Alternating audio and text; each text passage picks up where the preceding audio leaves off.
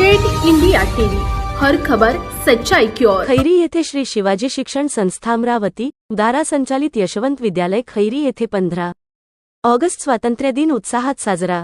श्री शिवाजी शिक्षण संस्था अमरावती द्वारा संचालित यशवंत विद्यालय खैरी येथे परमेश्वरराव बिडकर यांचे हस्ते ध्वजारोहण करण्यात आले।